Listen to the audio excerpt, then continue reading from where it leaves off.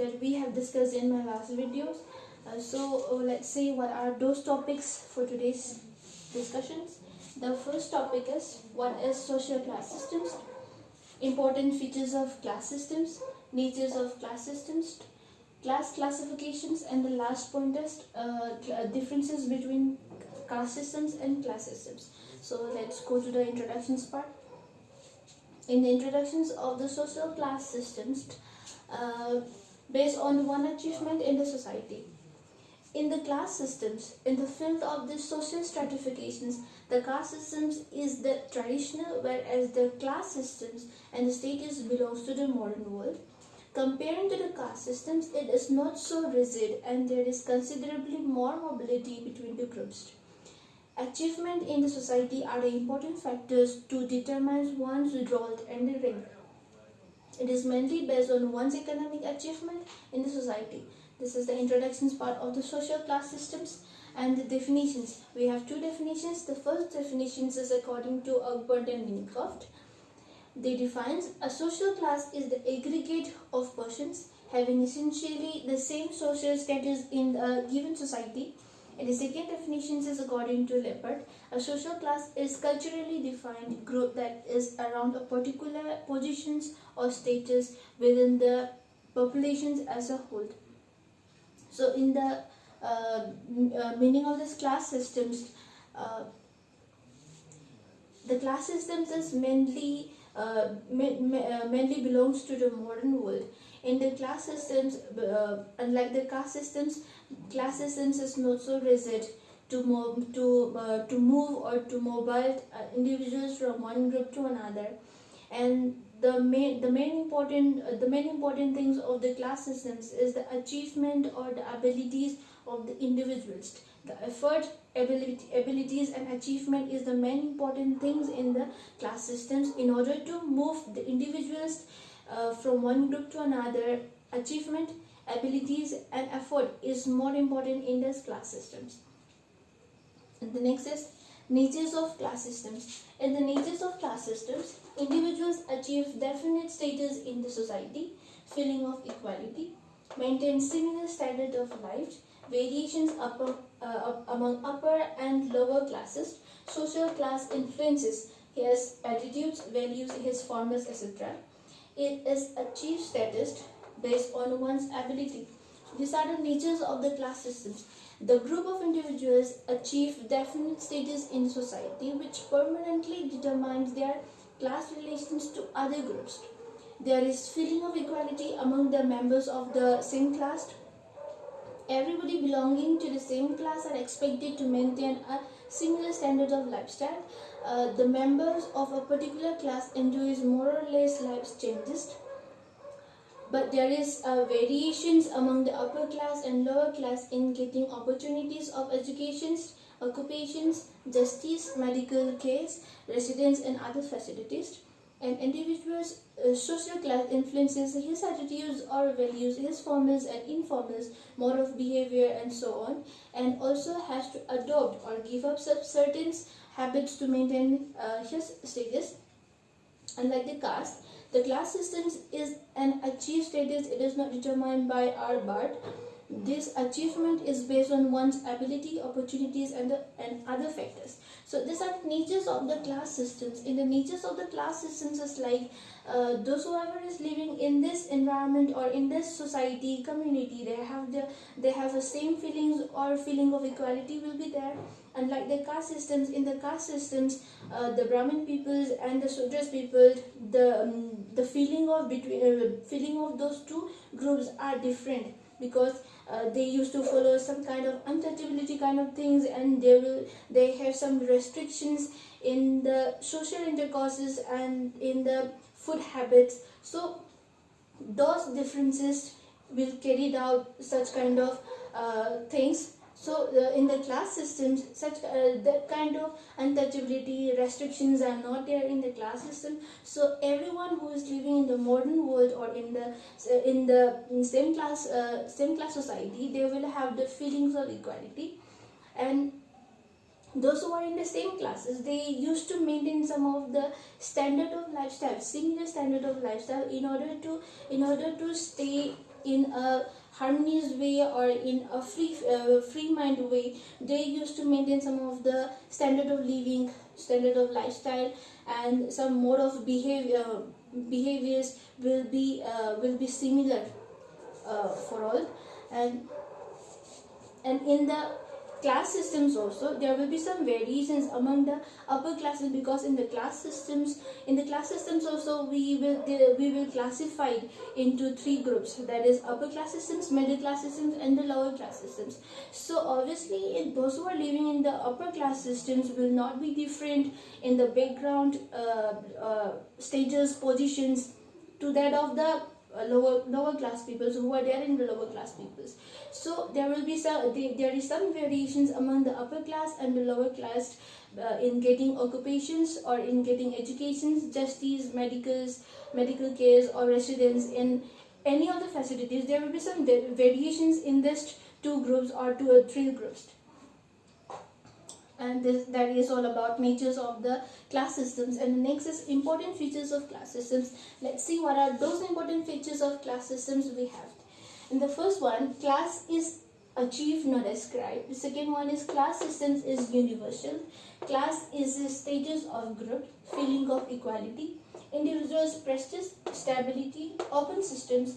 Social class is an economic group, social consciousness. So these are the important features of class systems. Let's see the first point. Class is achieved, not ascribed. In the class systems, class is not ascribed. It is not determined by our birth, but is not at all a criteria to determine one's class. It is based on individuals' achievement. It provides the opportunity for changing or improving one's status. So in the class systems, the difference between the caste systems and the class systems is, in the caste systems is mainly based on the ascribed. In the sense, if an individual is born in some of the particular groups, maybe in the Brahmin, Kshatriya, Sudras, Vaishyas, any of the group, that individuals, once the individual is born or give birth to that particular group, he or she cannot jump or cannot move to any of the group. So that is the rules and regulations of the caste systems. But in the class systems, it's not like that. Class is not ascribed.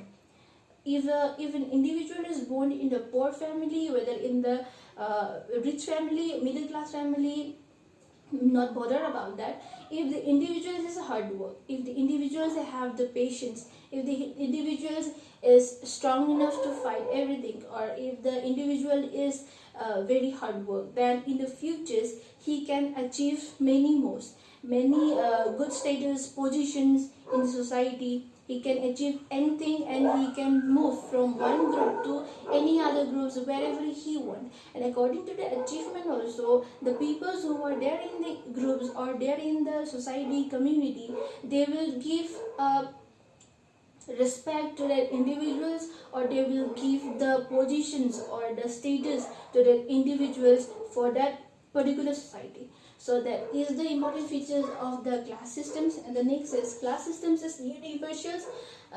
It is a universal phenomenon. It appears in almost all societies in the universe. More than that, a modern society is unavoidable. In the olden days, they used to follow this caste systems, and in the modern world, in today's world, we used to follow the class systems. So in this today's world, in this modern world, in every corner of the universe, there will be class systems. It is universal. Not only in particular part of the world, they used to follow the class system. It's not like that. In the universe, in the whole universe, in every corner of the world, the class systems will be following. This is universal. Next one is class is a status of group. Class is closely related to status.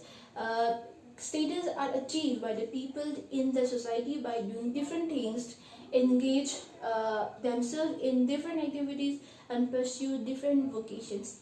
So the class and the status is closely related, and the class is also a status which is given to an individuals in that particular group by seeing their efforts, by seeing their abilities, and by seeing their achievement. So it's like that. And next is feelings of equality. People of the same social class have the feeling of equality in relations to the members of one's own class. They will not develop any inferiority or superiority feelings among themselves. So whoever is living in this class system society or in this today's world, they will have the same feelings, or feelings of equality will be there. Unlike the caste systems, the people or the individuals who were living in the caste systems period, in the olden periods, I meant, in those days they don't have such kind of feelings of equality. If something bad incidents or some accidents happens in the Sudras group, when the Brahmins individuals is came across such kind of situations, he won't bother about those incidents or some accidents.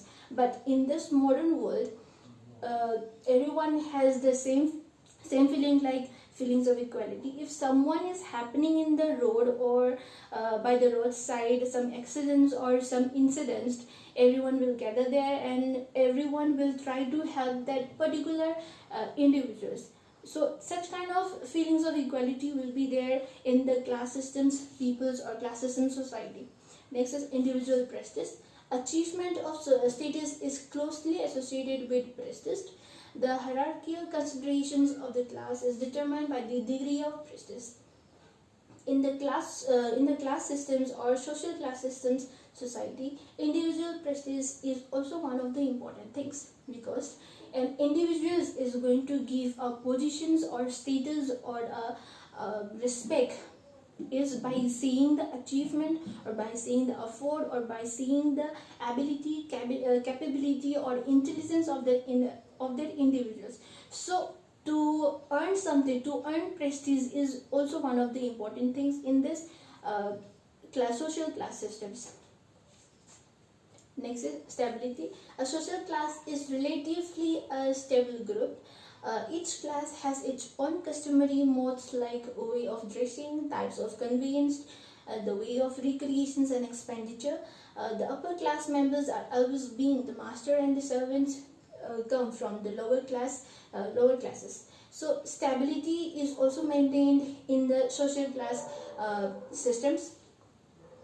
Each people has its own customary laws, ways of dressing, types of convenience, way of recreations, expenditures. So it's all stabilized in this social class systems. Next is open systems. In the class systems, the people who are living in the class system, they used to maintain or they used to follow this open systems. Like social class is an open systems or open groups. The vertical mobility is possible in class systems. A person can change his status by his effort at any time. In these open systems, the individuals who is living in these open systems or the peoples who are there, who are in this modern world, we or I can achieve anytime, anything, whatever I want. The simple meaning is that in the caste systems, let me give you the difference between the caste and the class. In the caste systems, if the individuals wants to jump or wants to move the status or the positions from one group to another, it is prohibited or it is restrict. It cannot be happened. But in the class systems, if I born in the Brahmins or whether in the Sudras or Kshatriyas, if tomorrow if I want to be more or if I want a good positions or good status, my effort, my intelligences, my abilities and my capabilities can acquire those positions what I want. So this is the difference between the caste systems and the class systems. The next is social class is an economic group. The divisions are made mostly by the economic factors in the class. Economic is the subjective criteria for the determinations of class considerations and class solidarity, class prosperity, etc. So above all these things, economic is also one of the main important things in the class systems social class systems. The next is class consciousness. Each member belong to class have the ethnocentric feelings about their own class. Class consciousness is the mean by which the integrations of persons possessing a similarity of social status and like chances is transformed into a common group activities. So whoever is there in the class systems, they also have the ethnocentric feelings, in the sense feeling proud or making proud of their own classes. And the next topic is classes classifications. In the class systems also we have some classifications. Let's see what are those classifications. Here we have three main classifications. They are, the first one is income or professions, second one is economic, the third one is educations. So in the first one, economic or professions, it is based on the mode of earning livelihood in the social class. Again, we divide it into three types or three classes. They are business class, professional class, labor class. So this is all about income or professions. And the second classifications is economic classifications. In this economic classifications is mainly based on economic conditions. So in this economic conditions also we have three more classifications. They are upper classes, middle class, and the lower class. And the third one is educational classifications. In the educational classifications is based on the educational achievement of the individuals in a social classes. So under this education classifications, again we divide it into three types. They are uneducated, less educated, and highly educated.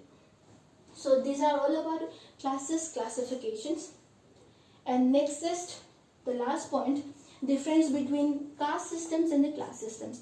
In the caste systems and the class systems, in order to make it more easier, I give some points like difference between caste systems and the class systems, so that we can make out easily the difference between what are there in the caste systems and what are not there in the class systems, what are there in the class systems. Let's see the differences. In the class systems, the status is innate, and in the class systems, status is not innate. Innate in the sense, the caste systems, it is mainly based on my birth or somebody's birth. If I born in the Brahmins, then my entire whole life will be a Brahmin. But in the class systems, whether I born in the Brahmin or whether I born in the Sudras, Kshatriyas, Vaishyas, anything, my ability, my capability, my effort is the main important thing tomorrow in which positions I will be. So this is all about that. And next point is strong consciousness. There is class consciousness, restrictions, food and social intercourses, no restrictions. In the caste systems, it's clearly written like restrictions, food and social intercourses are there. When we discussed before, in the caste systems, they used to follow like untouchability kind of things, and restrictions on food and restrictions on social intercourses, making life partner, and getting married to outside groups. So some prohibitions and some allowed, not allowed, some others in the caste systems, but such kind of restrictions, such kind of objections, obstacles are not there in the class systems. So no restrictions are there in the class systems. And in the caste system, they used to follow closed systems, and in the class systems, open systems. The simple difference between the closed systems and the open systems is, in the closed systems, they are going to get married or making life partner among the group itself. And in open systems, they can marry any of the groups, whether the Brahmins with the Sudras or Brahmins with the Kshatriyas, Brahmins with the Vaishyas. So this is the most easy way to define what is closed systems, what is open systems. And next is unchangeable. The first point we came across that status is innate, it is inborn. So in the caste systems, once an individual is born in the Brahmin, then it cannot be changed. That one is given here. It is unchangeable. But in the class systems, I told you, whether the individuals is born in the Brahmin or in the Sudras, by seeing the achievement, by seeing the effort of the individuals, he or she can be achieve many more in the futures. So the positions or the status of the individuals is movable up and down, whether he or she can move upward or downward. So the positions or the status is changeable. And the next one is hereditary occupations. No hereditary occupations in the caste systems. Hereditary occupations, if in the during the caste period or during the caste systems period, if I born in a farmer's family, then my whole life or my occupations will be farmer only. Not any other occupations I cannot choose, or I cannot just jump my occupations. That is the rules and regulations given in the caste systems. But in the class systems, no hereditary occupations. But if my parents are farmer, if my parents are farmer also, in my futures, if I'm educated and if I'm a hardworking person, then in tomorrow's or in my futures, I can be in some other occupations, not in the farmers only. I can be farmers also, and many other occupations are there, like lecturers, doctors, engineers, or any of the occupations I can be there in the class systems. But if I were born in the caste systems, if I were born in a farmer family, then I will be farmer, and my whole life will be farmer in that farmer occupations only. So hereditary occupations and no hereditary occupations, that is the difference. And next point is definite inter-class relationships, no inter-class relationships, endogamy and no endogamy. So these are all same in the caste and class systems. Endogamy, no endogamy.